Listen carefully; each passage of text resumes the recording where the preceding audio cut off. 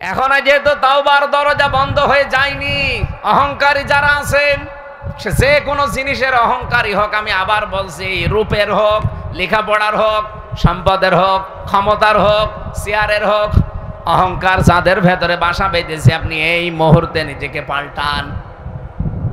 এখনই তাওবা করে জীবনের মতো ফিরে আসেন, তারপরও আল্লাহর মাফ আপনি পাবেন, জান্নাত পাওয়ার আশা করা যায়। আর যদি নিজের সিদ্ধান্তে অটল থাকেন, অহংকারী হয়ে তাকাব্বুরি নিয়ে থাকেন, কোনোদিন আপনি ক্ষমা পাবেন না, পাচ্ছেনও না, আপনি জান্নাতও পাবেন না। আপনি যত বড় হুজুর দিয়ে দোয়া করান না কেন, দোয়া সব মাঠে মারা যাবে। অহংকার আজ যারা পৃথিবীতে করছে, আপনি তাকান, একটাকেও আল্লাহ ছাড়েন নাই। আপনি মনে করছেন ইসরাইল অহংকার করে একেবারে ঘাড় মোটা করেছিল, আজকে দেখেছেন সকালবেলার দৃশ্য, সারা বিশ্বের মুসলমানেরা কিন্তু অনেকে এখন এক হয়ে যাচ্ছে। ইরান যেভাবে, লেবানন যেভাবে, পাকিস্তান, বিভিন্ন দেশগুলো যেভাবে বলছে না এই অত্যাচার চলতে দেওয়া যায় না, এমনকি বাংলাদেশের ডক্টর মোহাম্মদ ইউনূস পর্যন্ত উনি ঘোষণা দিয়েছে যে ইসরায়েলের এই অন্যায় বন্ধ করা লাগবে। এতদিন কিন্তু আমরা কথা বলি নাই, সৌদি আরবও কথা বলতো না, এখন বলছে, কারণ পৃথিবীর মানচিত্র তারা পাল্টিয়ে ফেলেছে। আমরা এতদিন তালিকা দেখেছিলাম, পৃথিবীর নিকৃষ্ট জাতি ১ নম্বরে ছিল মুশরিকরা, কারণ ওদের দ্বারা মানবতার সবচেয়ে বেশি ক্ষতি হতো। এখন আপনি তালিকা দেখবেন, ইন্টারনেটে সার্চ দেন, তামাম পৃথিবীর সবচাইতে নিকৃষ্ট মানুষের তালিকা হচ্ছে তারা ইহুদি। বাংলাদেশের ঐতিহ্যবাহী জেলা কুষ্টিয়া খোকসা থানার অন্তর্গত শেখপাড়া বিহারিয়া একতারপুর বালক বালিকা হাফিজিয়া মাদ্রাসা এতিমখানার উদ্যোগে ৫ম বাৎসরিক তাফসিরুল কোরআন মাহফিল। শব্দটার সাথে কোরআন যুক্ত আছে, তাফসিরুল কোরআন মাহফিল। তাফসির মানে ব্যাখ্যা বিশ্লেষণ করা, কিসের?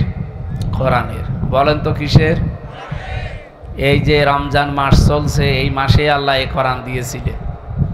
আজকে মনে হয় ২৪ তারিখ নাকি, আর মাত্র ২ দিন পরে যে রাত আসতেছে ২৭শে রমজান, আমরা সবাই জানি যে ওই রাতে আল্লাহ কোরআনে কারিম নাজিল করেছিলেন, ইন্না আনজালনাহু ফি লাইলাতিল কদরি। সুতরাং গুরুত্বপূর্ণ একটা জায়গায় এবং সময় আমরা বসে আছি এমন একটা বিষয় শোনার জন্য। যদিও আপনাদের প্রধান অতিথি বলছিলেন কষ্ট আসলেও হয়েছে, আমি তো এখানে 11টায় ওঠার কথা, আমি 11টার সময় এসে বসে আছি, তা আপনারা বলছেন না আপনি আশপাশে ঘোরেন, এখানে জোহরের পরে আসবেন, আমাদের মেহমান আসতে দেরি হবে। আমার এখন আরেকটা অনুষ্ঠান ছিল কুষ্টিয়ায়, ওটা পেছিয়ে দিয়েছি। আপনারা মনে হয় সেই সকাল 10টা থেকে বসে আছে, খাওয়া দাওয়ার চিন্তা নেই, এই জন্য আপনারা বসে আছেন। তাছাড়া অন্য মাস হলে তো ধরে রাখাও কঠিন হয়ে যেত। যাক, রহমতের সময় আমরা বসে আছি, আমাদের যেন কষ্টটা আল্লাহ লাঘব করে দেন। এ মাহফিলের সম্মানিত সভাপতির দায়িত্বে আছেন জনাব আমিরুল ইসলাম খান। এ মাহফিলের প্রধান অতিথি, বিশেষ করে কুষ্টিয়া জেলার কৃতি সন্তান জনাব অবসরপ্রাপ্ত lieutenant general S M. Motiur Rahman Jewel সাহেব, ও রাজবাড়ী জেলার মানুষ না, দামাত বারকাতুহুমুল আলিয়া। বিশেষ অতিথি জনাব আফজাল হোসাইন, সাবেক ভাইস চেয়ারম্যান কুমারখালী উপজেলা পরিষদ। প্রধান মেহমান আলহাজ আনোয়ার খান, বিশেষ মেহমান নজরুল ইসলাম, আমিরে জামাত খোকসা উপজেলা। সম্মানিত পরিচালক ইঞ্জিনিয়ার হাফেজ মাওলানা সাইদুল ইসলাম, এটা ব্যতিক্রম নাম। হাফেজ মাওলানা হওয়ার পরে ইঞ্জিনিয়ার বৈজ্ঞানিক হওয়া যায়, এটা আমাদের দেশে নেই। আমি বিশ্বের অন্যান্য দেশে গিয়ে এগুলো পেয়েছি, মিশরে যান, ওমানে যান, মালয়েশিয়া যান, কোরআনের হাফেজ পাশাপাশি ইঞ্জিনিয়ার, কোরআনের হাফেজ পাশাপাশি পাইলট। আমাদের দেশের শিক্ষা ব্যবস্থায় কালচারটা নেই। নবীজির সবগুলো কাজ আমাদের জীবনের জন্য সুন্নাত, আমাদের জীবনের জন্য কি, এটা আপনারা বিশ্বাস করেন বা শোনেন, মানেন, এরকম কিছু তো নাকি? আপনাকে ঘুমাচ্ছে? আমি জানি এলাকায় অনেক অমুসলিম আছে, তাহলে আপনারা তো আর না, আপনারা ঘুমালে হবে, ওনারা ধর্ম যেহেতু এটা নেই, ওনারা ঘুমাক। তারা আমরা বলছিলাম যে অন্যান্য দেশের কালচারে ওইটা মেলে, কিন্তু বাংলাদেশে এটা নেই। তারপরেও যেহেতু উনি হাফেজ, মাওলানা, এরপরে এবার ইঞ্জিনিয়ার, আল্লাহ রাব্বুল আলামিন তার এই ছোট্ট গোলামকে যেন কবুল করেন, বলেন আমিন। আমাদের শিক্ষা ব্যবস্থা ওইভাবে তৈরি করা দরকার। নবীজির সব কাজ যদি সুন্নাহ হয়, তাহলে বিশ্বনবী নিজে কোরআনের হাফেজ ছিলেন না ছিলেন না? বলেন না কেন? না, আমরা উম্মত হিসাবে যে যেখানে আছি, নারী হোক পুরুষ হোক, আমাদেরও হাফেজ হওয়া দরকার। আমি কি বেশি বলে ফেললাম? এটা যেহেতু আমাদের দেশে নেই এই কালচারটা, আমি অন্যান্য দেশে গিয়ে পেয়েছি। ওমানে রিকশা চালায় অথবা এই যে টেম্পো চালাচ্ছে, বাসে করে আমাদের নিয়ে যাচ্ছে, কোরআন শরীফ পড়ছে। জিজ্ঞাসা করলে নাম কি? আব্দুর রশিদ, নামের আগে হাফেজ। মানে একটা ড্রাইভার কোরআনের হাফেজ। এই জন্য এই নিয়মটা আমার মনে হয় পালন করা দরকার। শুধু হাফেজ না, কোরআনে কারিমকে বোঝারও ব্যবস্থা করা দরকার। আর এইটার জন্যই মনে হয় এলাকায় মাদ্রাসার প্রতিষ্ঠিত হয়েছে। এটা যেন যেভাবে দরকার ওইভাবে যেন। এটা কি খোকসা থানার ভেতরে না? খোকসা থানার শেষের গ্রাম। আমার নিজের জন্ম এই জেলায়, কুষ্টিয়া। বাংলাদেশ সহ বিশ্বের অন্যান্য জেলায় গেলে পরিচয় দিলে ভালো লাগে, কিন্তু ওই যে একটা জায়গা আছে বাংলাদেশে যেখানে গাঁজা খায় পুলিশ পাহারা দিয়ে, এই কারণে একটু কেমন কেমন লাগে। সারা পৃথিবীর মনে হয় একটাই নিরাপদ জায়গা যেখানে এই পুলিশরা পাহারা দিয়ে গাঁজা খাওয়ায়। ওই যে পুলিশ বসে আছে ওখানে, খাওয়া ওনাদের দায়িত্ব ওইটা। কিন্তু আমরা যারা খাই তাদের তো বিবেক নষ্ট হয়ে গেছে। নেশা দ্রব্য যত বিষয় আছে সরকার 0 টলারেন্স দিয়েছে, এরপরও এগুলো আসে কি করি? এতদিন যাই হোক এসেছে, এখন যেন আর না আসে। কারণ এতদিন যারা নিয়ে আসতো, আপনারা জানেন আমাদের পাশের প্রতিবেশী যারা, এখান থেকে সোনা, আমার বাংলাদেশ থেকে সোনা যায়, রূপা যায়, তামা যায়, ভালো ভালো জিনিসগুলো সব পাচার হয়ে যায়। আর ওখান থেকে আসে বাবা, ডাল, আর ওই যে গাঁজা। গাঁজা কি? আমি জেলখানায় ছিলাম 3টা বছর। একদিন জেলার এসে একজনকে দেখি পিটাচ্ছে। কি হয়েছে স্যার? বলছে এই শয়তান জেলখানার ভেতরে গাঁজা গাছ লাগিয়েছে। গাঁজা গাছ লাগালো কি করি? ওরে জিজ্ঞাসা করছে, তুই গাঁজার গাছ লাগালি, বীজ পেলি কোথায়? স্যার আমি কোর্টে গিয়েছিলাম, আমারও তো কিছু হিতাকাঙ্ক্ষী আছে। আসার সময় ওরা কিছু পোটলা দিয়েছিল, ওই যে পিজন ভ্যানে এভাবে ছুঁড়ে মারে, আমি একটা ধরেছিলাম। তো এই একটা ধরার পরে দেখি ওর ভেতরে কিছু বীজ আছে। এখন জেলে ঢোকার সময় তো পরীক্ষা করে ঢোকায়, এমনকি মেশিনে তুলে দেয়, স্ক্যান করে। কি করা যায়? তখন মুখের ভেতরে নিয়েছে, মুখের ভেতরে দাঁতের ওই মাড়ির কোণে এমনভাবে রেখেছে মেশিনে ধরা পড়েনি। ভেতরে নিয়েছে, ওই বোতল দেয় পানি খাওয়ার জন্য, বোতলের মুখ কেটে ফেলে দিয়ে ওখানে মাটি ভরাট করে ওর ভেতরে বীজ লাগিয়েছে। 2 মাস। বলছে স্যার দেখেন কত বড় হয়েছে। হিন্দু জেলার ছিল তো দেবদুলাল, উনি বলছে বেটা শয়তান, পুলিশ তোরে গাঁজা খাওয়ার কারণে জেলে দিল, তুই জেলের ভেতরে এসে গাঁজার গাছ লাগালি, তোরে তো স্বর্গে দেওয়া লাগবে। আমাদের সারা বাংলাদেশ সহ বিশ্বের একটাই নিরাপদ জায়গা যেটা আমাদের জন্মভূমি কুষ্টিয়া, সেখানে পুলিশে পাহারা দিয়ে গাঁজা খাওয়াচ্ছে। এটা আমার মনে হয় বন্ধ হওয়া দরকার। বাংলাদেশে যেহেতু অনেক কিছু সংস্কার চলছে, এইটাও সংস্কার করে এখানে আল্লাহর ওলি যদি উনি হয়ে থাকে, ওনার কবরটা সংরক্ষণ করে রাখে, মানুষ দেশ বিদেশ থেকে আসবে, ওনার আল্লাহর কাছে ক্ষমা চাবে। কি কথা বলেন? এখানে নবীজির মতো দামি কবর পৃথিবীতে আছে, তো ওনার কবরে এভাবে কি গাঁজা খায় কেউ? সুতরাং এইগুলো ইসলাম নয়। ইসলামের নাম নিয়ে যদিও তারা করে, আল্লাহ রাব্বুল আলামিন আমার এই দেশকে, আমার এই জাতিকে যেন রক্ষা করেন, বলেন আমিন। আমরা জানি আজকের প্রধান অতিথি যিনি আছেন এখানে, মতিউর রহমান জুয়েল সাহেব, উনি আমাদের বাংলাদেশে এখন যিনি সেনা প্রধান আছে, এই জায়গায় ওনার থাকার কথা ছিল, কিন্তু কপালে নেই। জালেমদের দুর্বিসন্ধির কারণে ওই জায়গায় যেতে পারেননি। আল্লাহ রাব্বুল আলামিন তাকে দুনিয়া আখিরাতে যেন আরো বড় মর্যাদা দান করে। আমি তো বাস্তবতা শুনেছি এবং জানি উনি আমাদের এখন বাংলাদেশের সেনা প্রধান থাকার কথা। তো কপালটা মনে হয় আলহামদুলিল্লাহ। মঞ্চে বসা যারা, বিশেষ করে আমার এই পরিচিত ভাই সাইদুল ইসলাম আসাদ, সাইদ ভাই সহ সামনে বসা মুসলমান ভাইরা, পর্দার আড়ালের সম্মানিতা মা এবং বোনেরা, আমি আসার সময় শুনছিলাম এলাকায় অমুসলিম বেশি, হিন্দু ভাইরা আশপাশে অনেক গ্রামে আছে, তারা অন্য যারা এসেছেন অন্য ধর্মের তাদেরকে ওয়েলকাম জানাচ্ছি। কালকে আজকের এই অনুষ্ঠান শুধু মুসলমানদের জন্য না, এটা মুসলমানদের জন্য না, মানুষের জন্য।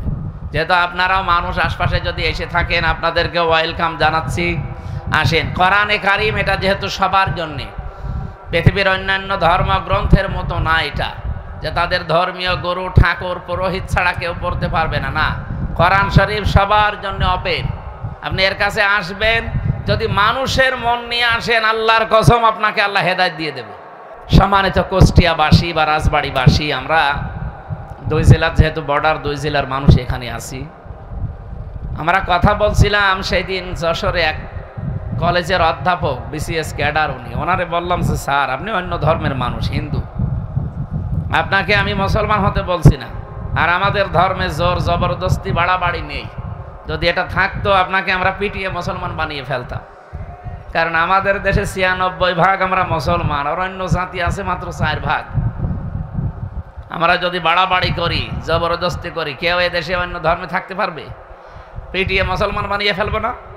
কিন্তু আমাদের ধর্মে ওইটা নেই, লা ইকরাহা ফিদ্দীন। আমাদের ধর্মে বাড়াবাড়ি আছে, জবরদস্তি আছে না, লা ইকরাহা ফিদ্দীন, লাকুম দীনুকুম ওয়ালিয়া দীন।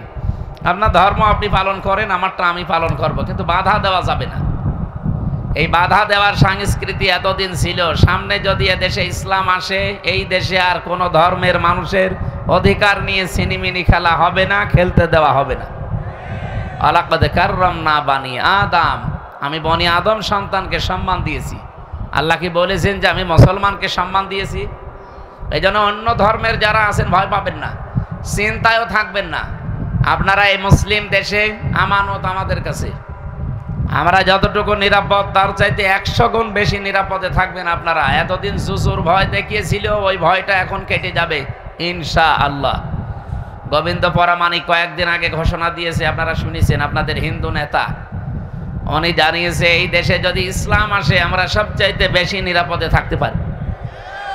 কারণ এটা আগস্টের 5 তারিখের পরে অলরেডি প্রমাণ হয়ে গেছে। এদেশের মুসলমানেরা মন্দির পাহারা দিয়েছে, মুসলমানেরা হিন্দুদের বাড়িঘর পাহারা দিয়েছে। এই কথা বলে না কেন? কিছু মানুষ দুর্বিসন্ধি করে এই সংখ্যাগুরু এই নাম তৈরি করে রাজনৈতিক ফায়দা শুধু লুটেছে। এটা আর সামনে হতে দেওয়া হবে না, সেই পরিস্থিতি অলরেডি বাংলাদেশে তৈরি হয়ে গেছে। তা আমি কলেজের ওই অধ্যাপক, উনি শঙ্কর শিকদার, বললাম যে স্যার আপনাকে আমি জোর করি না, আপনি আমাদের ধর্মীয় গ্রন্থ একটু বুঝে শুনে পড়বেন, বাংলাটা আপনাকে দেয়, ইংরেজিটা দেয়, যে ভাষায় পারেন আপনি পড়েন। উনি মাত্র 3 মাস বুঝে শুনে পড়েছেন কোরআনে কারিমের বাংলা অর্থটা, যেহেতু বিসিএস ক্যাডার তো জ্ঞানী মানুষ। 3 মাস পরে দেখে নিজের থেকে মুসলমান হয়ে গেছে। এই জন্য অন্য ধর্মের যারা আছেন আপনাদেরকেও কোরআন শোনার জন্য আহ্বান জানাচ্ছি, ওয়েলকাম করছি। হাত্তা ইয়াসমা কালাম আল্লাহ সুম্মা আবলিগহু মা'মানা। আল্লাহ তাআলা বলেন, যখন মানুষ কোরআন শুনতে আসবে, যদি অমুসলিমও আসে, নিরাপদে শোনার ব্যবস্থা করে দেবেন, এবং শোনা হয়ে গেলে তারা যেন নিরাপদে বাড়ি যেতে পারে, এই ব্যবস্থাও করা লাগবে। এ নির্দেশ কার? যেন আজকের এই অনুষ্ঠান শুধু মুসলমানদের। আরো জোরে বলেন, হাদা বায়ানুল লিন্নাস। আল্লাহ বলেন এটা মানুষের জন্য বায়ান। সুতরাং আমরা মানুষ পদবাচ্যে যারা বিবেচিত, আজকে যারা এখানে এসেছি, যেহেতু কষ্ট অনেক বেশি হয়ে গেছে আপনাদের, আর ঘন্টাখানিক কষ্ট করা যাবে না। এত খাওয়া দাওয়া নেই, এই জন্যে, খাওয়া দাওয়া থাকলে আমি শেষ করে দিতাম। রমজানে এখানে যারা আছে অন্য ধর্মের মানুষ বাদ দিয়ে সবাই রোজা আছে না নেই? রোজা নেই কারা? হাত তোলেন তো। ও, একজন, ঠিক আছে, অসুস্থ হতে পারে, অসুবিধা নেই। সবার যে রোজা রাখা লাগবে তা না। ফামান কানা মিনকুম মারিদান আও আলা সাফারিন ফাইদ্দাতুম মিন আইয়ামিন উখর। কেউ যদি অসুস্থ থাকে, সফরে থাকে, তার জন্য রোজা এ সময় না করে অন্য সময় করে দিলেও আদায় হয়ে যাবে, ওনাদের অবস্থা যদি ওই রকম হয়। কিন্তু যদি আপনি ধোঁকা দেন, ফামাং শাহিদা মিনকুম শাহরা ফালিয়াসুমহু, তোমাদের ভেতরে কেউ যদি রোজার মাস পায়, মাস্ট বি, সে যেন অবশ্যই রোজা রাখে। এ নির্দেশ কার? সুতরাং ওনাদের অবস্থা ওনারা জানে। যদি সুস্থ থাকার পরও রোজা না রাখেন, রমজানে মুসলমান দিনের বেলা হালাল খাবার খেলে ওটা হারাম। কি কথা বললি না?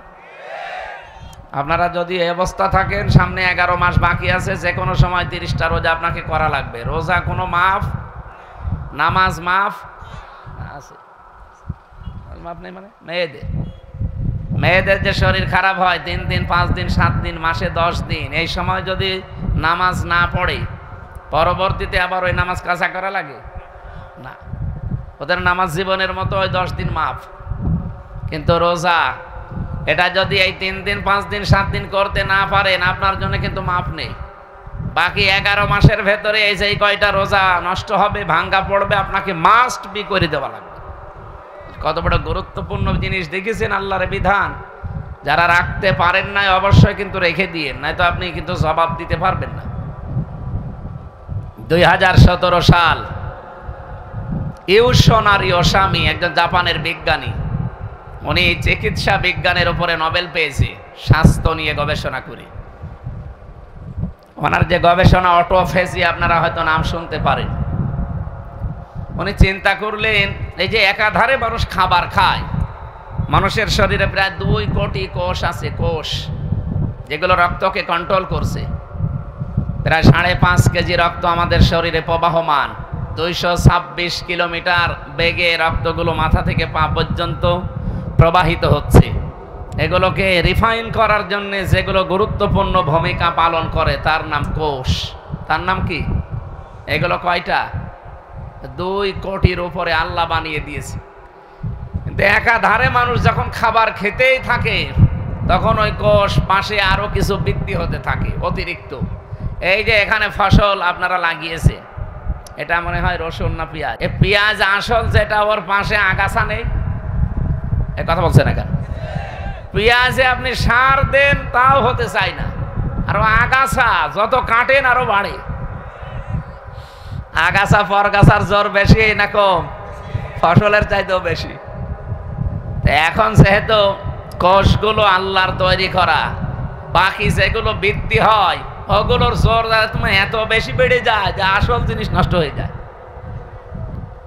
উনি চিন্তা করলেন, এই কোষগুলো তো ক্ষতিকারক। শরীরের ভেতরে রক্তে প্রায় 5 প্রকার ক্যান্সার হয় আর 2 প্রকার টিউমার হয়। এই অতিরিক্ত কোষগুলোর দ্বারা মানুষের ভেতরে এই 2টা ক্ষতির সম্ভাবনা সবচাইতে বেশি। একটা হচ্ছে হয় তার ক্যান্সার হবে রক্তে, অথবা টিউমার হবে।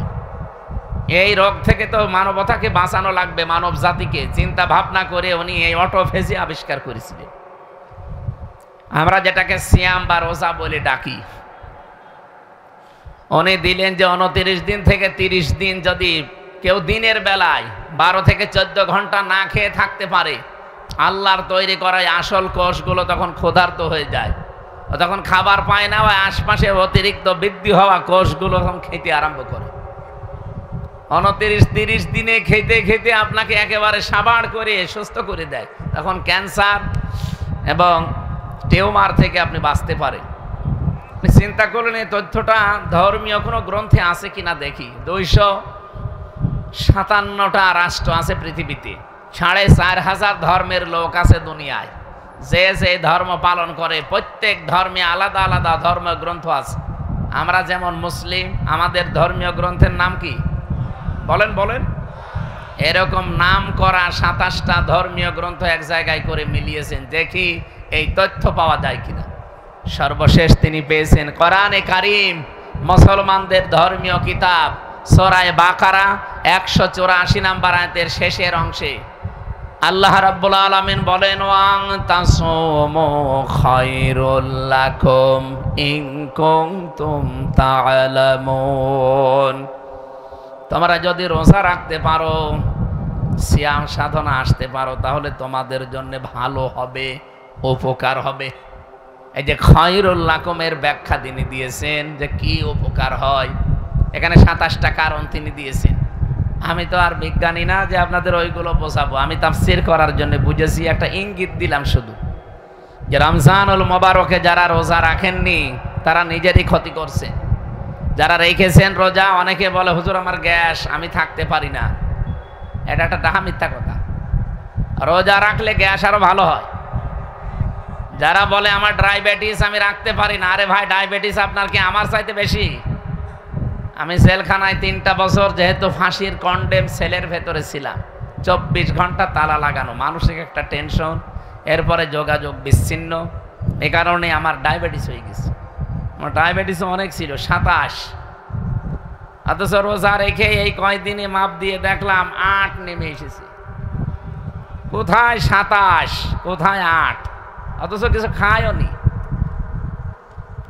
এই জন্য আল্লাহ যে জানিয়েছেন রোজা রাখলে তোমাদের জন্য ভালো হবে, উপকার হবে, তোমরা সুস্থ থাকতে পারবে। পৃথিবীর অন্যান্য নবীদের দিকে তাকান, যেই নবী যত বেশি এই রোজার মতো বিধানটা পালন করেছে সেই লোকটা তত বেশি সুস্থ ছিল। এই পৃথিবীতে সবচাইতে সুস্থ মানুষের তালিকায় আপনি নাম পাবেন হযরত নূহ আলাইহিস সালামের। কার? আপনারা কি ঘুমিয়ে গেছেন? জবান খুলে বলেন, কোন নবীর নাম বললাম? নূহ আলাইহিস সালাম। হযরত নূহ আলাইহিস সালাম বছরে মাত্র 2টা দিন বাদ দিয়ে 363 দিনই তিনি রোজা রাখতেন। এই জন্য পৃথিবীতে আপনি তালিকা দেখবেন সবচেয়ে বেশি সুস্থ মানুষের তালিকায় উনি ছিলেন। তাহলে রোজা রাখলে মানুষ যদি দুর্বল হয়, অসুস্থ হয়, রোগী হয়, উনি অসুস্থ হয়ে যেতেন না? এই জন্য রোজা রাখবেন, আপনি সুস্থ থাকতে পারবেন, অনেক কিছু থেকে আল্লাহ আপনাকে বাঁচিয়ে দেবেন। 2 নম্বরের তালিকা পেয়েছে হযরত দাউদ নবী। তিনি একদিন পর একদিন রোজা রাখতেন, বছরে তিনি 6 মাস রোজায় রাখতেন। আমাদের যেহেতু ওই রকম 1 বছর 6 মাস না, মাত্র 1 মাস। কয় মাস? টিউমার থেকে, ক্যান্সার থেকে নিজের শরীরকে বাঁচাতে চাইলে রোজার বিকল্প কোনো বিধান এখন আর পৃথিবীতে নেই। কারণ প্রত্যেকটি জিনিস রেফাইন করার জন্য একটু জিনিসপত্র লাগে, তেল মোবিল দেওয়া লাগে, বিশ্রাম দেওয়া লাগে মেশিনের। আমাদের শরীরে যেগুলো 5 পত্র কাজ করছে, এর বিশ্রাম দেওয়া লাগবে না? আপনি ছাগলের মতো খেয়ে যাবে, তো বিশ্রাম পাবেন কোথায়? এই জন্য তো খাবারেরও একটা লিমিট আছে। খাবার খাওয়ার আগে 3টা সুন্নত পালন করা লাগে। কয়টা? 1 ভাগ খাবার, 1 ভাগ পানি, আর 1 ভাগ হজম হওয়ার জন্য খালি রাখতে হবে। নবীজি বলেন, আমার উম্মতেরা যদি এই সুন্নাত মেনে খাবার খায়, কোনোদিন তাদের পেট বুকের উপরে উঠবে না। আর আমরা এমন উম্মত, বুক নেই, খালি পেট। কথা বললেন না? আপনি দেখেন সারা বাংলাদেশে এমন এমন মানুষও ছিল যাদের বুক ছিল না, খালি পেট। পেটের ভেতরে শুধু খাবার পাবেন না, ব্রিজ, কালভার্ট, কাবিখার, গম, চাল, সব। এমন এমন পেট হয়তো তাদের, আমি কয়েকজনের দেখেছি, আখেরি ভরি। মেয়েরা ওদের পেট দেখে লজ্জা পায়। আল্লাহ, ছেলে মেয়ে হয় আমাদের আর পেট হয় এর। সুতরাং আমরা ভড়ি বানাতে চাই না, আমরা বুক বানাতে চাই। প্রত্যেক নবীর বুক ছিল বড়, পেট ছিল ছোট, কারণ তারা ওই সুন্নত পালন করত। কি কথা বোঝেন? তাহলে আজকে থেকে কি এরকম খাবেন ছাগলের মতো 3 ভাগ করে খাবার খান। মানুষ না খেলে মরে যায়, কম খেলে মরে যায়, আমরা পাইনি। বেশি খেলে মরে, এ খবর পাননি? সুতরাং আপনার নির্ধারিত যেহেতু রিজিক লেখা আছে, ওই রিজিকটা যেন মরণ পর্যন্ত যায়। আপনি খেয়ে যদি এখনই 1 বছরে সব শেষ করে ফেলেন, 10 বছর বাঁচবেন? আশা করছি খাবারের এই সুন্নতটা পালন করলে আমাদের গ্যাস্ট্রিক, আলসার, বিভিন্ন পেটের যে পীড়াগুলো হয়, এগুলো থেকে আল্লাহ আমাদেরকে বাঁচাবেন নবীর সুন্নতের কারণে। আমরা রমজানুল মোবারকে কোরআন আল্লাহর বাণী সবার জন্যে, মানুষের সম্মান যেহেতু আল্লাহ বাড়িয়েছেন, এখানে শুধুমাত্র মুসলমানদের সম্মান আমি বাড়িয়েছি এ কথা কোরআনে আল্লাহ দেননি, দিয়েছেন ওয়ালাকাদ কাররামনা বানি আদম। সূরা বানি ইসরাইল ৭০ নম্বর আয়াতের প্রথম অংশে আছে। আল্লাহ রাব্বুল আলামিন বলেন, এই পৃথিবীতে যত সৃষ্টি আমার আছে সব চাইতে সম্মান দিয়েছি আমি মানুষদেরকে। এই জন্য যে ধর্মের লোক আপনি হন না কেন, আপনি যেহেতু মানুষ, আপনাকে আমরা সম্মান করি বা করব। কি মসজিদে নববীতে নবীজি বসে আছেন, একটা লাশ যাচ্ছিল সামনে দিয়ে, নবীজি সঙ্গে সঙ্গে দাঁড়িয়ে গেলেন। সাহাবীরা বলে, হে হুজুর আপনি দাঁড়ান কেন, ওটা তো ইহুদির লাশ। বিশ্ব নবী বলেন, সাহাবীরা লোকটা ইহুদি তাতে কি, লোকটা তো আল্লাহর বান্দা। সুবহানাল্লাহ বলতে পারেন না? আমি মানুষের সম্মানে দাঁড়িয়েছি। এই লোকটা কোন ধর্ম পালন করে আমি ওইটা দেখি না, আমি দেখেছি লোকটা আল্লাহর বানানো কিনা। যেহেতু লোকটাকে আল্লাহ বানিয়েছে, এই জন্য আল্লাহর সৃষ্টির শ্রেষ্ঠ আশরাফুল মাখলুকাত, তাকে আমি সম্মান দিয়ে দাঁড়িয়ে গেছি তার লাশের সম্মানে। অবাংলার মুসলমানেরা, যেই নবী আমাদের নবী যাকে আমরা দাবি করি, তিনি মানুষ মারা গেলেও সম্মান দিতে ভোলেননি, অথচ আমরা জীবিত মানুষদেরকে সম্মান দিতে চাই না। কি জীবিত মানুষদের জন্য আমরা এখন আতঙ্ক হয়ে গেছি। আজ হাজারো জায়গায় রাহাজানি, চিন্তায়, মারামারি, কাটাকাটি, কত আতঙ্ক অবস্থা। এ দেশটা এখন অনেকেই জাহান্নাম বানানোর জন্য চেষ্টা করছে। আগস্টের 5 তারিখের আগে কিন্তু এ বাংলাদেশ আর নেই। 5 তারিখ পাল্টিয়ে এখন মার্চ মাসের 24 তারিখ চলছে। সুতরাং পৃথিবী যেমন পাল্টিয়েছে, বাংলাদেশও কি এই জন্য দেশটাকে নৈরাজ্য করার জন্য, অস্থিতিশীল করার জন্য বিভিন্ন টিপস আসছে বিভিন্ন জায়গা থেকে। এগুলোতে পা দিয়ে যদি কেউ দেশে অশান্তি তৈরি করেন, গোপালগঞ্জের মতো পেছনে লাল হয়ে যাবে। আপনি হয়তো টের পাচ্ছেন না কিছু। একবার পিটিয়েছিল না গোপালগঞ্জে আর্মিরা, এমন পিটানো পিটিয়েছে পেছনে লাল হয়ে গেছে। ওই সময় শুনতাম গোপালগঞ্জ থেকে ঢাকায় কেউ যদি আসে, বসে আসলে নেয় 300 টাকা, আর দাঁড়িয়ে আসলে 1000 টাকা। কারণ বসে আসবে কি করি আমরা, যেন এরকম ফাঁদে আর কেউ পা না দেয়। যারা পালিয়েছে এ মানুষগুলো আবার ফিরে আসবে, এই ধান্দায় আছেন আপনারা। পৃথিবীর ইতিহাস পাল্টিয়ে যাবে না? এই পৃথিবী থেকে 610 বছর আগে পাল্টিয়ে এই বাংলা এই পাশে কলকাতা থেকে পালিয়েছে লক্ষণ সেন, আজও ফিরে এসেছে আর আসবে। আসবে ও উনি বলছে আসবে, ও মানে দাদা হয়। ও পাগল, পাগলই তো এই কথা বলবে, তাছাড়া তো বলার কথা না। আশরাফ ঘানি পালিয়েছে, এসেছে। বাশার আল আসাদ পালিয়েছে, এসেছে। এই কথা বলেন না কেন? আমাদের যেটা পালিয়েছে আসবে না। সুতরাং ও গুড়ে বালি, চিন্তা ভাবনা বাদ দেন। দেশটাকে যারা স্বাধীন করেছে তারা যেন সুন্দর করে গড়তে পারে। এদেশের ছাত্র জনতা মিলে আল্লাহ রাব্বুল আলামিন সোনার বাংলাকে সোনার বাংলা যেন বানিয়ে দেন। আমি কয়েকদিন আগে মালয়েশিয়া ছিলাম, প্রায় 10-11 দিন এসেছি, 2-3 দিন এসেছি। মালয়েশিয়া, সিঙ্গাপুর, থাইল্যান্ড, এই দেশগুলো এত পরিষ্কার, অথচ 54 বছরে আমরা তাদের উপরে যেতে পারতাম। মালয়েশিয়া 2004 সাল থেকে এই যে মাত্র 21 বছরে কোথায় চলে গেছে? বাংলাদেশের সাথে প্রায় 5 ডবল বড় দেশটা, 3 কোটি মানুষ মাত্র বাস করে। বাংলাদেশের মানুষই ওখানে আছে 20 লাখ। তো এই দেশটা এই জায়গায় গেল কি করে? একটাই মাত্র কারণ, আমি যা পেয়েছি, আইনের শাসন আছে আর দুর্নীতি নেই। তারা আপনাদের মতো টাকা পাচার করে নাই। এ বাংলাদেশও দাঁড়িয়ে যেত, 54 বছর লাগতো না। বাংলাদেশ 5 বছরে দাঁড়িয়ে যায় যদি শুধু টাকা পাচার বন্ধ হয়। দুর্নীতিটা যদি বন্ধ হয়ে যেত দেশে, যে যেখানে যার আইন আছে ওই আইন ফলো করছে, ঠিক ওই দেশটা দাঁড়িয়ে গেছে। আমার আল্লাহর কোরআনে আল্লাহ যে আইনগুলো দিয়েছিলেন, এগুলো যদি আজ দেশে কায়েম থাকতো আর আইনের শাসন যদি প্রতিষ্ঠিত থাকতো, এ দেশটা কবে বাংলাদেশটা পৃথিবীর মানচিত্রে দাঁড়িয়ে যেত। তো আমরা পারি নাই, খালি মেগা প্রকল্প দিয়েছি আর মেগা ডাকাতি করেছি। কে কথা বললেন না? আপনি দেখেছেন এই রূপপুর, পাবনা, এখান থেকে একজন মানুষ মাত্র, আমি নাম নিলাম না, ৭৬,০০০ কোটি টাকা একজন মানুষ নিয়েছে। একটা দরবেশ ছিল দেশে, মাথার চুল থেকে পা পর্যন্ত পুরাটা সাদা, ৩৬,০০০ কোটি টাকা চুরি করেছে। এইভাবে যদি এতগুলো টাকা কেউ চুরি করে, দেশটা দাঁড়াবে কি করে? এই জন্য আমরা চাচ্ছি এমন ভাবে দেশটাকে দাঁড় করাতে যেন চুরি বন্ধ হয়। বলেন বলেন। আর চুরি বন্ধ হওয়ার জন্য যে আইন লাগবে, ওই আইনটা আল্লাহ কোরআনে ১৫০০ বছর আগে দিয়েছেন। আস-সারিকু ওয়াস-সারিকাতু ফাকতাউ আইদিয়াহুমা। আল্লাহ বলেন চোর পুরুষ হোক নারী হোক যদি সাক্ষ্য প্রমাণে ধরা পড়ে ওর হাত কেটে দাও। এই আইনটা যদি সে ৭১ সালে বাংলাদেশের সংবিধানে কায়েম করে দিতে পারতাম, সংসদে যদি জারি থাকতো, এই দেশে কত মানুষের হাত যে এভাবে ঝুলে থাকতো। এই কথা বললেন না? এই মানুষগুলোই বাংলাদেশের মানুষকে বোঝায় যেটা বর্বর আইন। আল্লাহর এই আইনকে তারা কি বলে? বর্বর আইন বলে।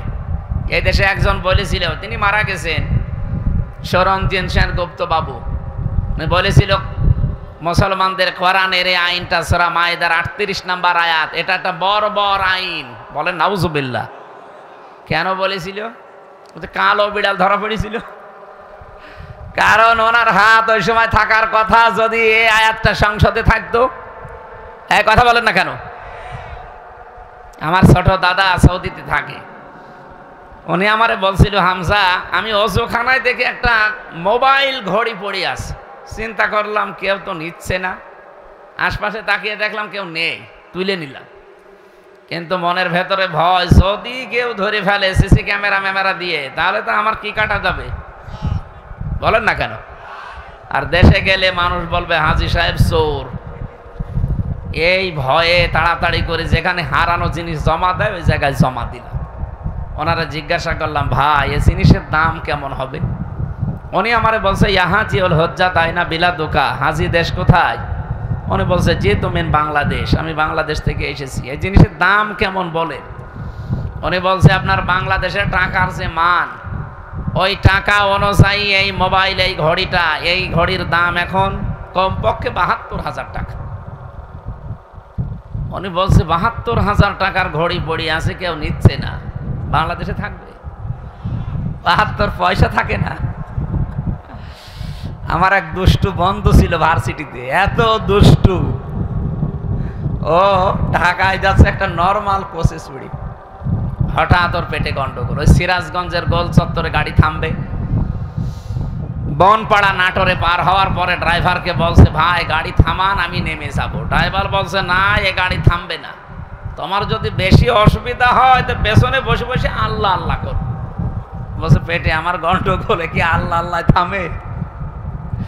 পেছনে যেয়ে দেখছে সিটের পকেটে ওই যে পলিথিন থাকে বমি করার জন্য, ওইটা নিয়েছে দুই সিটের মাঝে বসে ওই কাজ করেছে। চিন্তা করে আমার তো বদনাম হয়ে যাবে। পকেট থেকে একটা রুমাল বের করে ৪ কোনা করে বেঁধেছে, জালানার কাজ খুলে পেছনে ফেলে দেবে। আল্লাহর ইশারা, পেছনে আসছিল মোটরসাইকেল ওলা, পড়বে কি একেবারে মোটরসাইকেলের সামনে। মোটরসাইকেল ওলা চিন্তা করছে একেবারে সাদা, রুমাল ধবধবে, বাস থেকে পড়ে গেল কি গো। এ রুমাল যখন নতুন, ভেতরে জিনিসও মনে হয় নতুনই হবে।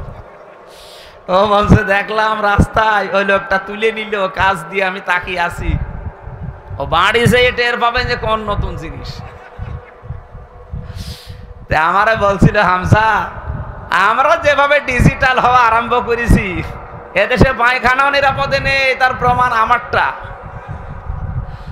না, নিরাপদ যদি আমরা করতে চাই, এদেশে সোনা পড়ে থাকবে, যারটা তার ঘরে পৌঁছিয়ে দেবে, সেটার জন্য এই যে এইটা দরকার।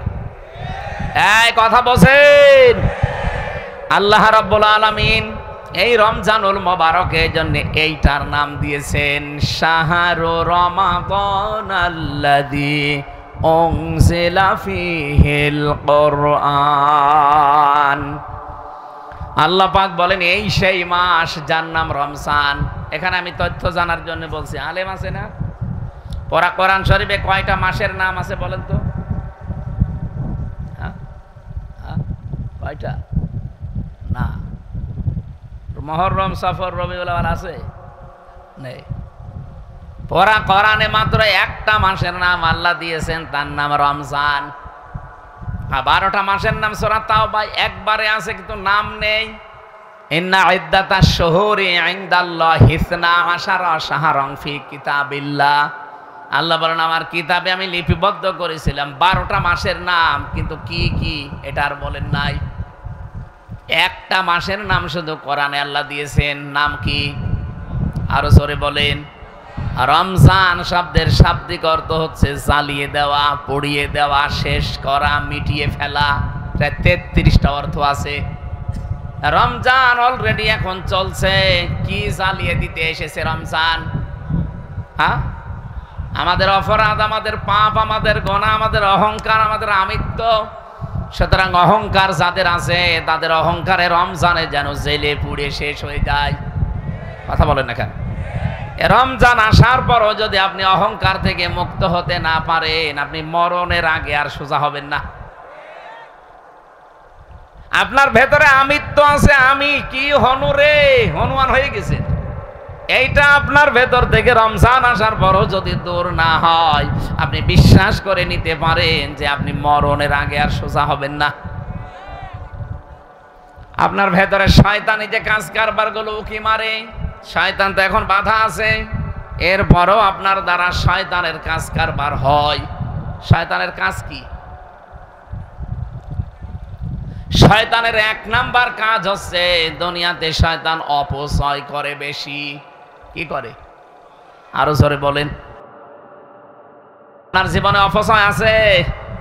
এই যে বিড়ি খাওয়া, এটা অপচয় না? কোন লাভ আছে বিড়ি খেলে আপনি বলেন তো? অনেকে বলে হয়তো টেনশন। আরে শয়তান, বিড়ি খেলে আরো টেনশন বাড়ে। কারণ আপনার একটাই খাবার দুনিয়াতে আছে যার গায়ে লেখা থাকে আমাকে খাবেন না। তার নাম কি? আমাকে খেলে কি হয়? তারপরও মানুষ খায়। বিস্কিটের নামে যদি লেখা থাকে শরীরের ওপরে, গায়ের ওপরে, প্যাকেটের ওপরে যে আমাকে খাবেন না, খেলেই ক্যান্সার হবে, কেউ কিনবে? বিস্কুট কিনতে রাজি না, কোন খাদ্য দ্রব্য কিনতে মানুষ রাজি না যদি লেখা থাকে যে আমাকে খেলেই ক্যান্সার হবে। শুধু একটা খাবার কিনি, কি? এই এলাকায় বিড়ি খায় কি আমি জানি না, যদি খান ছেড়ে দিন। এটার দ্বারা কি লাভ আছে আপনার? আরো ক্ষতি। একদিকে নিজের আসল টাকা আপনি আগুন দিয়ে পুড়িয়ে ছাই করে দিলেন। কথা বলেন না কেন? টেনশন দূর করার জন্য বিড়ি খান, টেনশন আরো বাড়ে, আপনার কলিজা নষ্ট হয়ে যাচ্ছে।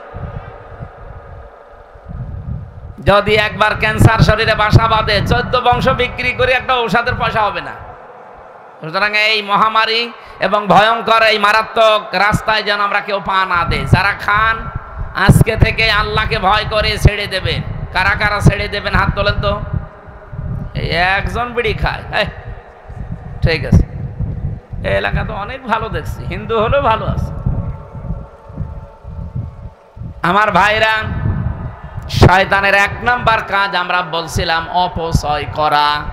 ইন্নাল মুবাদ্দিরিনা কানু ইখওয়ানাশ শায়াতিন।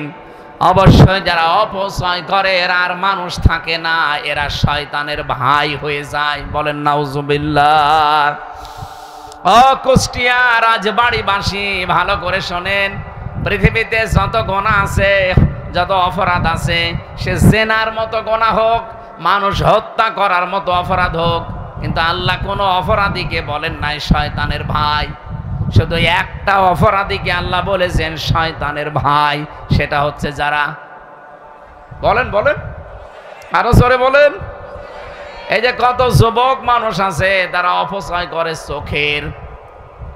চোখের অপচয় কি? এই যে মোবাইলে, কম্পিউটারে, ল্যাপটপে এমন এমন দৃশ্য দেখে যেটা চোখের অপচয়। না, এরকম দৃশ্য এলাকায় হয় না? কত মানুষ নিজের যৌবনকে নষ্ট করে ফেলছে এই সমস্ত উল্টা পাল্টা সিরিয়াল দেখে। সুতরাং আজকে থেকে অপচয় রোধ করা লাগবে। হ্যাঁ, কথা বলছেন? যেটা নিজের সামনাসামনি মানুষ দেখলে আপনি লজ্জা পান আর নিজে নিজে দেখলে আনন্দ পান, এইটা থেকে বিরত থাকা লাগবে।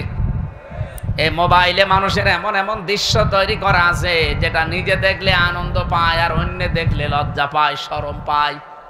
এমন দৃশ্য মোবাইলে নেই? যার আছে এখনই ডিলিট করেন, নাই তো আমি কিন্তু একজনের মোবাইল চাইবো। নেন, করেন করেন, তাড়াতাড়ি এক্ষুনি ডিলিট করা লাগবে। যেটা নিজে দেখলে আনন্দ পান, ভালো লাগে, অন্য দেখলে লজ্জা লাগে, এইটাই হারাম। এক্ষুনি এটা ডিলিট করেন আল্লাহর ভয়ে। দেখেন তো কেউ ডিলিট করছে কিনা। এমন একজনের মোবাইল এখান থেকে আমি চাবো না, লজ্জায় পড়ে যাবেন, তাড়াতাড়ি করেন। আমার এর ভেতরে বিশ্ববিদ্যালয় স্যারদের প্রায় 1000 লেকচার আছে। আমার স্যারদের লেকচার ছাড়া এখানে আর কিছু নেই। আর আপনার মোবাইলে তো শুধু কিরণমালা আর কটকটি। আশা করছি এটা ছেড়ে দেবেন ভাই। রমজান এসে যদি আপনি এই অপচয়গুলো বন্ধ করতে না পারেন, তা আপনি আবার কবে ভালো হবেন? আপনার কি গ্যারান্টি আছে যে কি একেবারে সেই 41 সাল পর্যন্ত আপনি বেঁচে থাকবেন? অনেকে তো ধারণা ছিল যে আমি যাই করি বেঁচে থাকবো, মনে আছে আজরাইলের সাথে কন্ট্যাক্ট নিয়েছে। তাছাড়া এই গ্যারান্টি সে দেয় কি করে যে আমার ভীষণ মিশন 41 সাল? 1 সেকেন্ডের যেখানে আমাদের গ্যারান্টি নেই, আর মানুষ দেয় কত সাল? আপনি কি কিছু বুঝলেন নাকি আন্দাজে? ঠিক আছে, অপচয় বন্ধ করা লাগবে। শরীরের অপচয়, সময়ের অপচয়, মন মানসিকতার অপচয় হচ্ছে আমাদের অপচয়। যেখানে এ কাজটা মানুষের না, কার? শয়তানের। বলেন কার? 2 নম্বরে শয়তানের কাজ হচ্ছে অশ্লীলতা তৈরি করা। জান্নাত থেকে আদম আর হাওয়াকে শয়তান বের করে দেবে, এই উদ্দেশ্য শয়তানের ছিল না। শয়তানের প্রথম উদ্দেশ্য ছিল আদম আর হাওয়াকে উলঙ্গ করবে, তাদের লজ্জা স্থান দেখবে। বলেন নাউজুবিল্লাহ। সুতরাং আজও যারা যৌনতা ছড়াতে ভালোবাসেন, নিজের গোপন অঙ্গগুলো মানুষকে দেখে আনন্দ পান, ভালো লাগে, আপনার শান্তি লাগে, আপনি বুঝবেন আপনি আর মানুষ নেই, আপনাকে শয়তান দখল করে ফেলেছে। আজকের জোয়েল সাহেব যদি বাড়িতে যে সালাম দেন, ওনার স্ত্রী বের হয়ে বলছে শোরের বাচ্চা, ওনার রাগ হবে না? জ্ঞানী মানুষ হলে রাগ করার কথা না। চিন্তা করবে আমার শিক্ষিতা বউ, একটা ধার্মিক মেয়ে, ভালো বংশের মেয়ে আমি বিয়ে করলাম, কোনোদিন আমার মুখের ওপরে চোখ তুলে কথা বলে না বউ, আর আজকে আমি ভালো বুঝে সালাম দিলাম আর আমারে গালি দেয়, তাও খারাপ গালি, শুকুরের বাচ্চা বলে। অবশ্যই আমার বউরে জিনে ধরেছে। কিসে ধরেছে? কারণ স্বাভাবিক নেই। স্বাভাবিক থাকলে তো মুখের ওপরে চোখ তুলে কথা বলাও সম্ভব না, আর গালি দেয়। আপনি রমজান পেয়েছেন, কোরআন পেয়েছেন, অশ্লীলতা যদি ছাড়তে না পারেন, আপনি বিশ্বাস করেন আপনি কিন্তু আর মানুষ নেই। শয়তান আপনাকে দখল করে নিয়েছে, এখন আপনি নিজেই শয়তান হয়ে গেছেন। কারণ শয়তানের কাজ অশ্লীলতা ছড়ানো, যৌনতা ছড়ানো। এই কথা বলেন না কেন? যারা নিজের বউ, মেয়ে, বেটার বউ, বোন, মা, এদের সুন্দরী চেহারাকে মানুষকে দেখিয়ে শান্তি পান, আপনি সত্যি বিশ্বাস করেন আপনি দাজ্জুস, আপনি শয়তান। একটু সুন্দর হলে আরো সুন্দর করে সাজায়, বিউটি পার্লারে নিয়ে সাজিয়ে মোটরসাইকেলে নিয়ে যায় খোকসায়, মানুষকে দেখায় যে জিনিস আমার আছে। তো জিনিস আপনার আছে, আমি কি করব? বলেন, আপনার জিনিস আপনি দেখবেন। এই কথা বলেন না কেন? এই কাজ বন্ধ হওয়া লাগবে ভাই। রমজান এসেছে আমাদেরকে সংযমী করার জন্য, পরিবর্তনের জন্য। এই সমস্ত পরিবর্তনগুলো যদি 11 মাস আপনি পরিবর্তনের সিস্টেম নিতে না পারেন, তো রমজান এসেই যাবে, রমজান চলে যাবে, আপনার কিছুই হবে না। কি কিছু হবে না? হবে না। শয়তানের আরো কাজ আছে। শয়তান হচ্ছে অহংকারী। আমার যতটুকু ধারণা, যারা এই 2024 সালের 5 আগস্টে পালিয়ে গেছে, একটা মাত্র কারণ, তারা অহংকারী ছিল। এই কথা বলেন না কেন? আপনি একটা জায়গা দেখান তো যেখানে তারা অহংকার করে নাই। ইউনিয়নের মেম্বার থেকে শুরু করে একেবারে সংসদের যিনি দায়িত্বে, প্রত্যেকটি জায়গায় দেখেন যে যেখানে ছিল সেখান থেকে তার ক্ষমতার অহংকার দেখিয়েছে। কেউ বসেছিল এলাকায়, কেউ বসেছিল একটা চেয়ার পেলেই মনে হচ্ছে চেয়ারের গরমে এসে, সে যখন চেয়ারে থাকে সে তখন গিয়ারে থাকে। এই যে আমি এখন চেয়ারে আছি না, আমিও গিয়ারে আছি। স্যার এখন চেয়ারে আছে না, উনিও গিয়ারে আছে। কিন্তু চেয়ারে যারা বসে তাদের স্মরণ করা দরকার, পৃথিবীর কোন চেয়ার স্থায়ী না। কথা বলেন না কেন? যেখানে যে চেয়ারে বসেন না কেন, সঙ্গে সঙ্গে আগে মনে রাখবেন যে আমাকে এখান থেকে ওঠা লাগবে। আমি এই যে বসলাম, চেয়ার আমাকে কিন্তু কানে কানে বলেছে যে বেশি সময় না, মাত্র 1 ঘন্টা 1.5 ঘন্টা, এরপরেই নেমে যাওয়া লাগবে। কি কথা বলেন না কেন? কারণ এরপরে এমন এমন ব্যস্ততা, এমন এমন শিডিউল করা আছে যেখানে যাওয়াই লাগবে। যদি এখন শুরু হওয়ার কথা কুষ্টিয়া শিল্পকলা, সেটা বাদ দিয়ে এখানে করছি, এখানে 1-1.5 ঘন্টা লস হলে ওখানে যে ওঠা লাগবে না? ওই চেয়ারে বসে কি আমি একেবারে রাত 10টার মধ্যে থাকতে পারবো? মাগরিবের পর আমার আর একটা অনুষ্ঠান আছে। যে চেয়ারেই বসে, পৃথিবীর কোন চেয়ার কারো জন্য স্থায়ী, একটা চেয়ার স্থায়ী, শুধু হাসিনারটা না। ও তো চেয়ারে হারিয়ে ফেলিস। কোনটা? আসিয়া কুরসিয়্যুস সামাওয়াতি ওয়াল আরদ। আল্লাহ বলেন আসমান জমিন পরিব্যাপ্ত একটা চেয়ার আছে, ওই চেয়ার কার? ওই চেয়ারের কোনো পরিবর্তন নেই। সুতরাং একটা বাদ দিয়ে পৃথিবীর কোন চেয়ার যেহেতু স্থায়ী না, চেয়ারে বসলেই লাভ দেওয়া যাবে না। আজ কিছু মানুষ নতুন নতুন চেয়ার পেয়েছে তো পাগল হয়ে গেছে, মনে হচ্ছে কি হনরে হনুমান হয়ে গেছে। চেয়ার থেকে যে কিছুক্ষণ পরে নামা লাগবে ওইটা আর মনে নেই। সুতরাং অহংকার যারা করেন, সে চেয়ারের হোক, টাকা পয়সার হোক, যারই হোক, অহংকার এটা মানুষের না শয়তানের? আরো জোরে বলেন। শয়তান অহংকার করেছিল জান্নাতের ভেতরে। হযরত আদম আর হাওয়াকে সেজদা দেওয়ার জন্য আল্লাহ আদেশ দিয়েছিল, বলে না আনা খায়রুম মিনহু খালাকতানি মিন নারি ওয়া খালাকতাহু মিন তিন। তুমি আমাদেরকে আগুন দিয়ে বানিয়েছো আর ওদেরকে বানিয়েছো মাটি দিয়ে। আগুনের কাজ উপরে ওঠা, মাটির কাজ নিচে যাওয়া। সুতরাং উপরের জিনিস নিচের জিনিসের কাছে মাথা নত করতে পারে না, এটা বিজ্ঞানের সাথেও মেলে না, মোস্ট আনসাইন্টিফিক। বলেন নাউজুবিল্লাহ। আল্লাহকে যুক্তি দেখাচ্ছে। আল্লাহ রাব্বুল আলামিন এই অহংকারের কারণে এত বেশি রেগে গেলেন, তাকে আল্লাহ ওই দিন থেকে দুইটা জিনিস থেকে বঞ্চিত ঘোষণা দিলেন যে কোনোদিন তোকে আমি দুইটা জিনিস দেব না। কয়টা? বলেন বলেন। ক্বালা ফাহবিত মিনহা ফামা ইয়াকুনু লাকা আন তাতাকাব্বারা ফিহা ফাখরুজ ইন্নাকা মিনাস সাগিরিন। সূরা আরাফের ভেতরে আছে, আল্লাহ পাক বলেন শয়তানকে ওই দিন আমি দুইটা জিনিস থেকে বঞ্চিত করে দিয়েছি।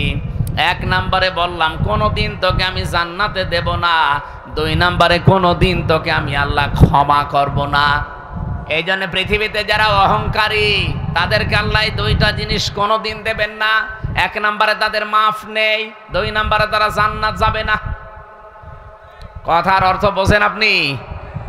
আমাদের ভেতরেও যদি কারো এই রোগ এসে যায়, তৈরি হয় যে আপনি অহংকার আছে ভেতরে, সে লেখাপড়ার অহংকার হোক, টাকা পয়সার হোক, চেহারার হোক, বংশের হোক, প্রভাব প্রতিপত্তির হোক, ক্ষমতার হোক, যে কোনো অহংকার যদি কারো ভেতরে বাসা বাঁধে, কয়টা জিনিস সে বঞ্চিত হবে?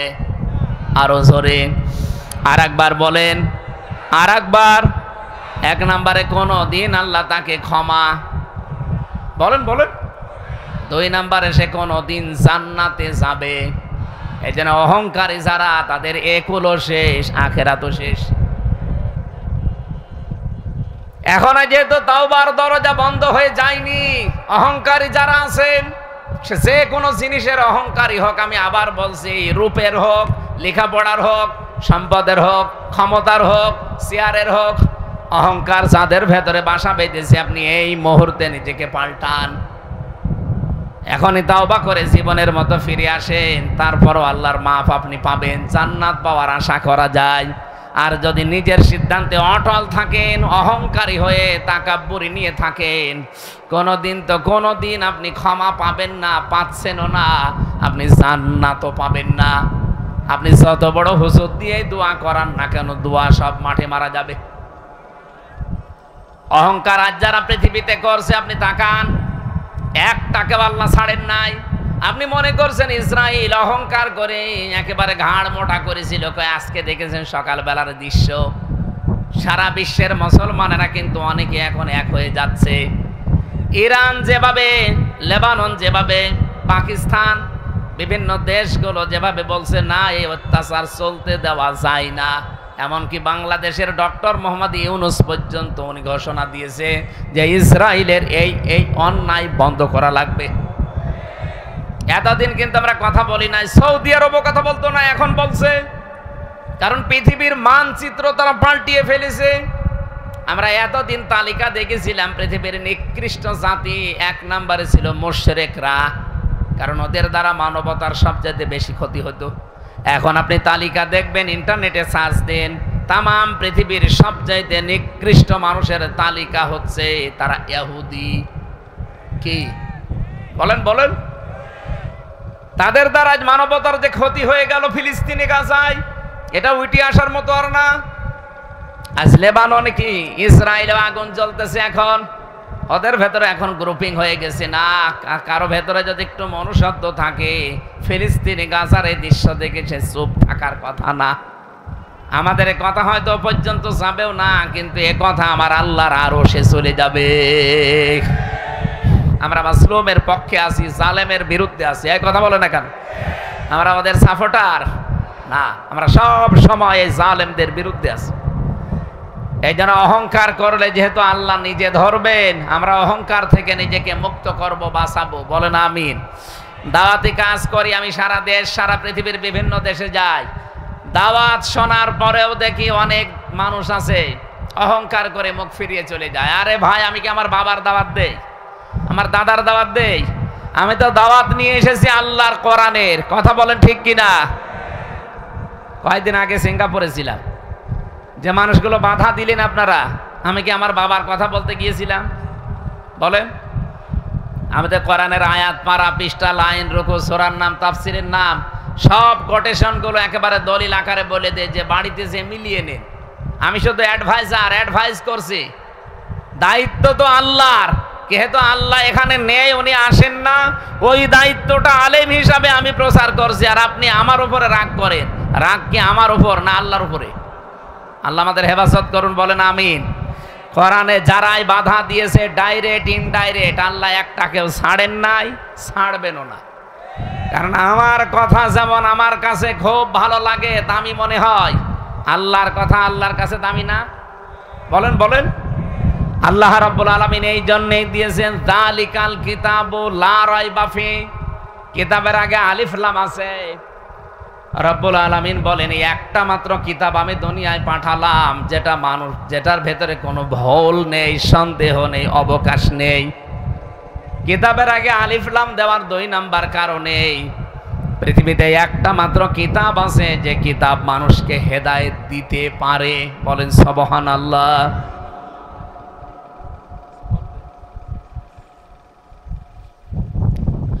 রমজানুল মুবারকে যেহেতু কোরআন আল্লাহ নাযিল করেছেন নির্ভুল, নির্ভেজাল, অথেন্টিক, ভুল তো দূরের কথা, সন্দেহের অবকাশও আপনি পাবেন না। আল্লাহ বলেন কোরআন দিয়েছি কেন জানো? হুদাল লিল মুত্তাকিন, মুত্তাকিদেরকে হেদায়েত দিতে। প্রশ্ন আসতে পারে, মুত্তাকি হয়ে গেলে আবার হেদায়েত দরকার কি? মুত্তাকি যদি আমি হয়ে যাই, তো আমার হেদায়েত লাগবে কেন? অন্য স্থানে আমরা পেয়েছি হুদাল লিন্নাস ওয়া বাজ্জিনাতিম মিনাল হুদা ওয়াল ফুরকান। কোরআন আমি নাযিল করেছি মানব জাতির হেদায়েতের জন্য। এই খেয়াল করবেন, এখানে প্রথম বললেন আমি মুত্তাকিদের হেদায়েত দেব কোরআন দিয়ে। দ্বিতীয়ই পেয়েছি সূরা বাকারা 185 নাম্বার আয়াতে, যে আমি কোরআন দিয়েছি মানব জাতির হেদায়েতের জন্য। 3 নম্বরে সূরা নাহলের 89 নম্বর আয়াতের শেষের দিকে পাবেন হুদাল লিল মুসলিমিন। এই কোরআন আমি দিয়েছি মুসলমানদের হেদায়েত দেওয়ার জন্য। আল্লাহর কথা কয় রকম পেলাম? বলেন বলেন। কথায় পর্যন্ত বুঝেছেন কিনা বলেন? আল্লাহর কথা 3 রকম হয়ে গেল। উনিও কি আমাদের হাসিনা সাহেবের মতো সকালে এক কথা বলে, বিকালে বলে না আমি এটা বলি নাই? আল্লাহ পাক বলেন আমি যেইটা একবার বলি ওইটাই ফাইনাল, কোনোদিন আমার কথা নড়ন চড়ন নেই, রদ বদল নেই। তাহলে এখানে 3 রকম কথা বললেন কেন? তাফসিরে মুফাসসিরিন ইকরাম ফি জিলালিল কোরআনের বাইজাবিতে লিখেছে 3টাই ঠিক আছে। 1 নম্বরে পৃথিবীতে মানব জাতির জন্য আল্লাহ পাক হেদায়েতের জন্য কোরআন দিয়েছেন। তামাম দুনিয়ার সব মানুষ কোরআনের উপকার পাবে, কোরআন থেকে কল্যাণ লাভ করবে, সম্পূর্ণ না, কিছু না কিছু। এই জন্য দেখবেন পৃথিবীর বহু মানুষ আছে কোরআন মানে না, বিশ্বাস করে না, কিন্তু কোরআনে কারিমের কিছু নিয়ম তারা মেনে তারা আবার শান্তিতে আছে। আজ পৃথিবীর অন্যান্য ধর্মের দিকে তাকান, তারা কি কোরআন বিশ্বাস করে? বলেন না কেন?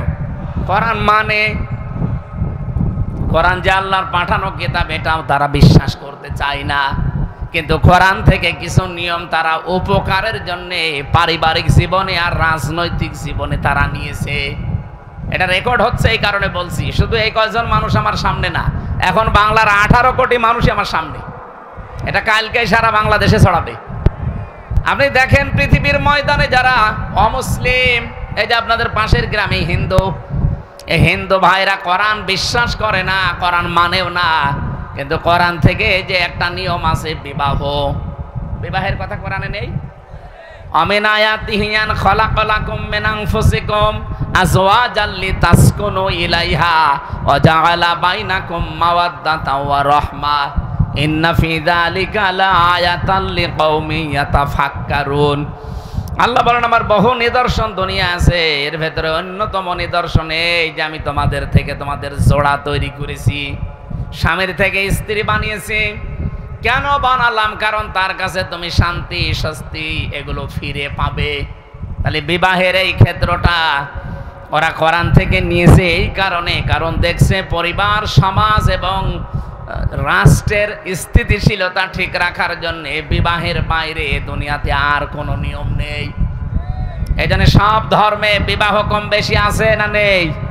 ওরা কি বিবাহ করে কোরআনের নিয়ম মতো? বলেন বলেন। কারণ মেনে চলছে তাদের নিজেদের উপকার পাওয়ার জন্য। কোরআনের এই বিধানটা মানার কারণে, এমনকি কোরআনের এই বিধান নবীজি নিজে দেখিয়েছেন, আর নিকাহু মিন সুন্নতি ফামান রাগিবা আন সুন্নতি ফালাইসা মিন্নি। বিবাহ করা আমার সুন্নাত, যে ব্যক্তি আমার এই সুন্নাত থেকে মুখ ফিরিয়ে নেয় সে যেন আমি নবীর উম্মত থেকে খারিজ হয়ে যায়। তাহলে এখান থেকে একটা বিষয় আমরা পরিষ্কার যে বিবাহ করা একটা ইবাদত, বিবাহ করা একটা ইসলামের নিয়ম, কোরআনের নিয়ম, হাদিসের নিয়ম। কথা বলেন ঠিক কিনা? অন্যান্য ধর্মের মানুষেরা কোরআন বিশ্বাস করে না, কিন্তু এই নিয়মটা বিশ্বাস করে, মানে, কারণ তাদের অস্তিত্বকে তাদের জাতীয়কে ঠিক রাখার জন্য এটা দরকার। পারিবারিক জীবনে এই জন্যে প্রত্যেকটি ধর্মে এটা আছে। 2 নম্বরে রাজনীতি। দেখবেন বিশ্বের অন্যান্য দেশে রাজনৈতিক যে নিয়ম নীতি, আমেরিকার দিকে তাকান, 200 প্রায় কত 44 বছর চলছে, 241 বছর, 241 বছর একাধারে চলছে আমেরিকা।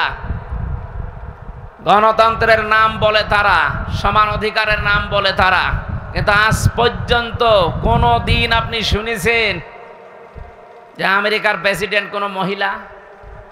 কথা বলেন না কেন? কেন নেই? নবীজির হাদিস হচ্ছে, কোরআনের আয়াত হচ্ছে, আর রিজালু কাওয়ামুনা আলান নিসা, পুরুষকে বানিয়েছি আমি নেতা, পুরুষ। বলেন বলেন। আর মেয়েদের বানালাম তাদের আজ্ঞাবহ। আর হাদিস হচ্ছে লা ইফলিহা কওমুন আল্লাহু আমরহুম ইমরাআতান, পৃথিবীতে ওই জাতি কখনো সফল হতে পারে না যে জাতির নেতৃত্ব দিচ্ছে কোনো মহিলা। ওরা নবীর কথা বিশ্বাস করে না, কোরআন বিশ্বাস করে না, কিন্তু কোরআনের এই নবীর এই নিয়মটা ওরা মানে। এই জন্য আজ পর্যন্ত 241 বছর পার হয়ে চলে যাচ্ছে, কোনদিন ওরা আমেরিকায় মেয়ে লোককে প্রধানমন্ত্রী বানায়নি। এক কথা বলেন না কেন? ওরা জাতে মাতাল হলো তাহলে ঠিক আছে, কারণ জানে সফল হতে হইলে মেয়েদেরকে সামনে দেওয়া যাবে না। কিন্তু আমরা জাতেও মাতাল তালেও মাতাল। কি কথা বলেন না কেন? এই 54 বছরে দেশটা স্বাধীন করেছে কি দেশ চালিয়েছে পুরুষ মানুষ বেশি না মহিলা? নবীর এই হাদিস যদি আপনি না মানেন সফল হতে পারবেন?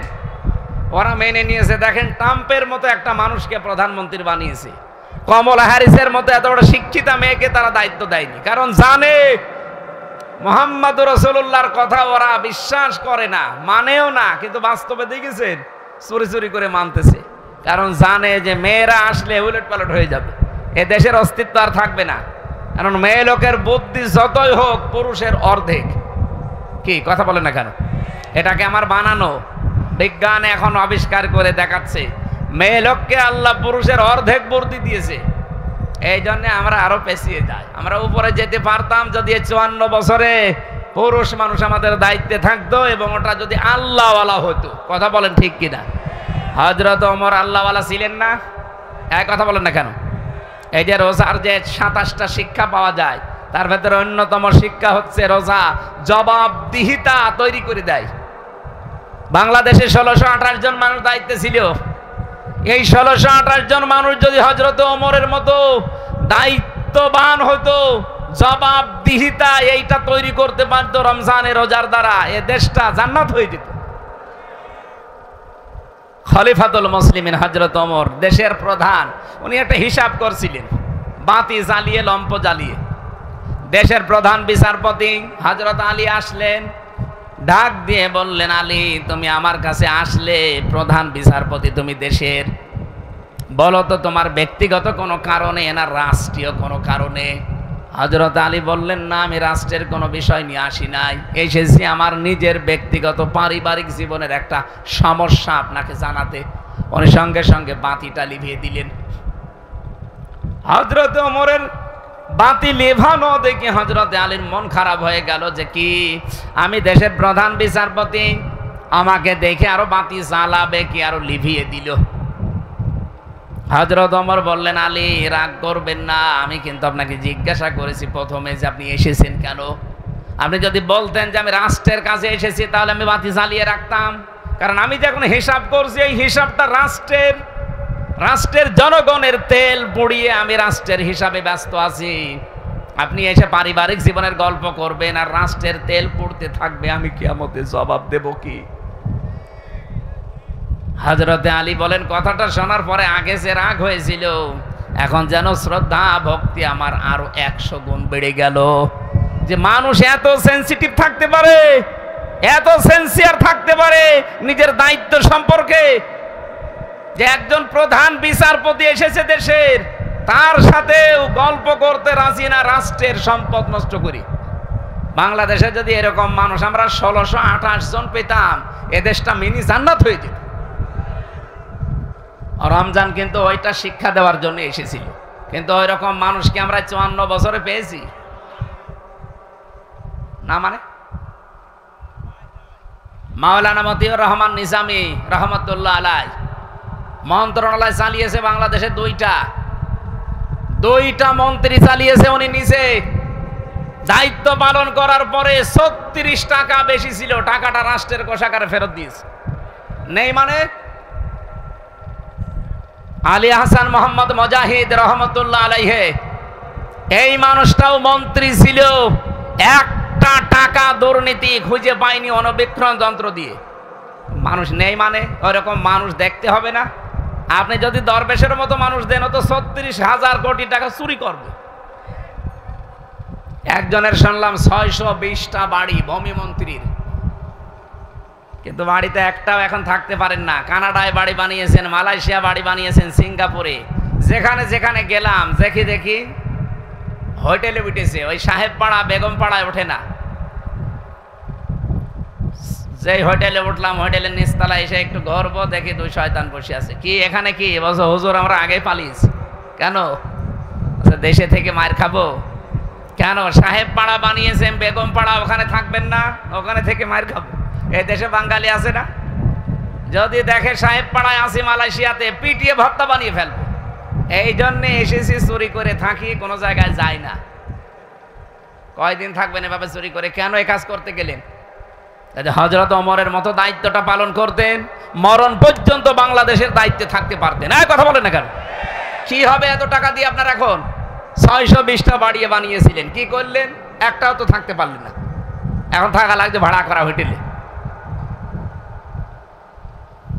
এই জন্য হুদাল্লিল মুত্তাকিনের ব্যাখ্যা করার জন্য আমি যেহেতু এ পর্যন্ত এসেছিলাম, খুব খেয়াল করে শুনবেন। কোরআন থেকে হেদায়েত নিবে দুনিয়ার মানুষেরা, আখেরাতে এই মানুষগুলো আর হেদায়েত পাবে না, উপকারও পাবে না, কল্যাণও পাবে না। দুনিয়ায় যারা নিচ্ছে তারা পাবে। 2 নম্বরে মুসলমানেরা আর একটু বেশি পাবে কোরআন থেকে উপকার, হেদায়েত। এজন্য আমরা একটু বেশি বেশি মানি, একটু উপকারও পাই। 3 নম্বরে সবচাইতে বেশি কল্যাণ পাবে, হেদায়েত পাবে, উপকার পাবে দুনিয়ার আখেরাতে যারা মুত্তাকি। তাহলে 3টা কথাই আল্লাহ ঠিক আছে, যদিও 3 রকম মনে হচ্ছে। কোরআন থেকে 1 নম্বরে কিছু না কিছু ফায়দা পাবে মানুষেরা।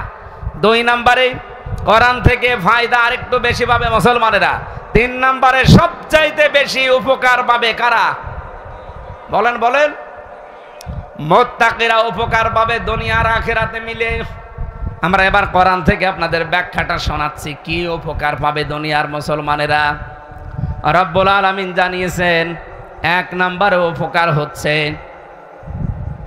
আল্লাহ পাক বলেন আল্লাহ নিজে তাকওয়া যারা অর্জন করবে, কোরআন থেকে যারা হেদায়েত পেয়ে মুত্তাকি হবে, আল্লাহ নিজে তাদেরকে ভালোবাসবেন।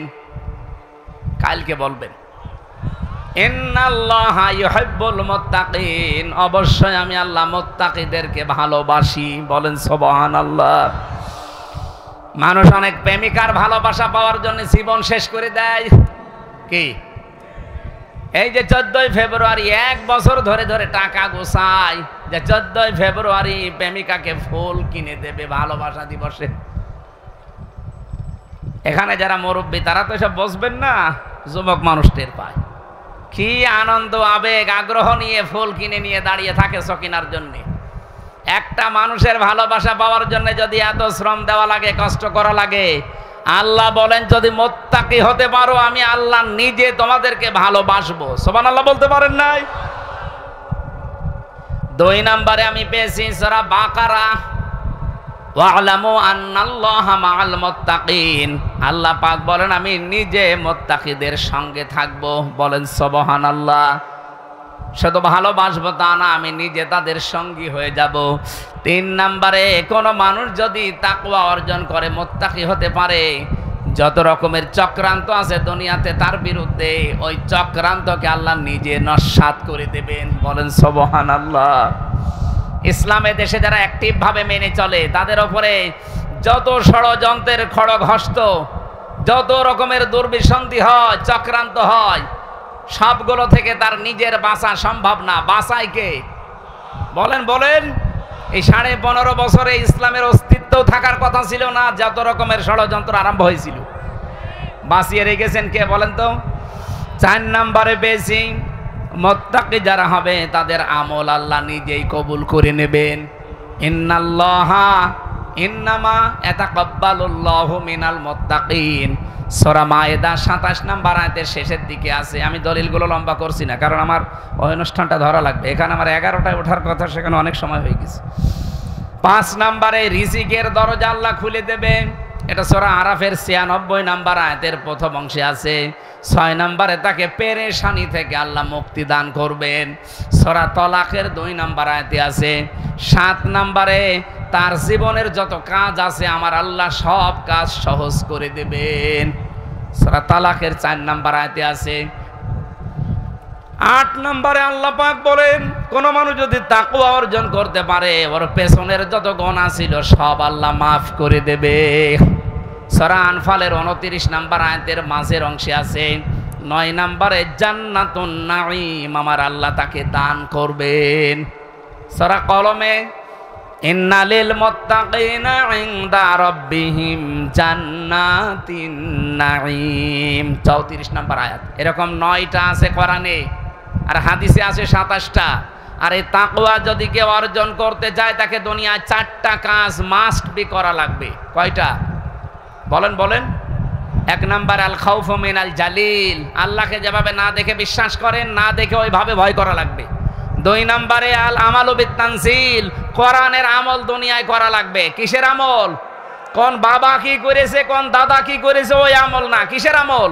কোরআনের। 4 নম্বরে 3 নম্বরে আল কিনায়াতু বিল কলিল, অল্পে তুষ্ট থাকার মন বানানো লাগবে। এইটা আমাদের নেই।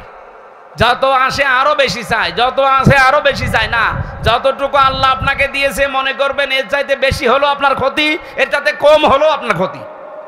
সুতরাং অল্পে তুষ্ট থাকার এই মন তৈরি করা, এটা তাকওয়া মুত্তাকি মানুষদের 3 নম্বরে গুণ। 4 নম্বরে ওয়াল ইস্তিদালু লিয়াউমির রাহি, আখিরাতের পুঁজি তৈরির জন্য সচেষ্ট হওয়া।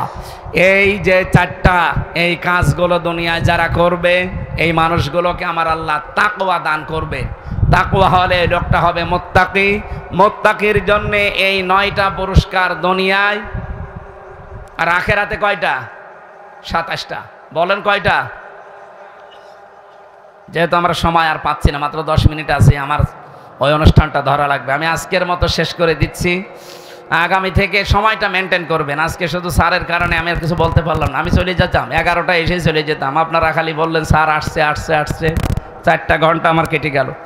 আগামী থেকে আবার আসবো এই জেলা, এই যে পাশে খোকসা, ওই আব্দুল্লাহ হুজুরের ওই জায়গার নাম কি, শিমলিয়া, আমলাবাড়ি। আবার শিমলিয়া একটা মাহফিল নিয়েছি, শিমলিয়া, ওখানে আসবো ইনশাল্লাহ রাতের বেলা। রাত আমার যেখানেই মাহফিল পাবেন রাত 8:30 থেকে 9টায় উঠবো, 10:30 11টায় মাহফিল শেষ করে দেবো। আমরা সাবজেক্ট আকারে কথা বলবো, বিভিন্ন জায়গায় দেখা হবে ইনশাল্লাহ। আল্লাহুম্মা আমিন।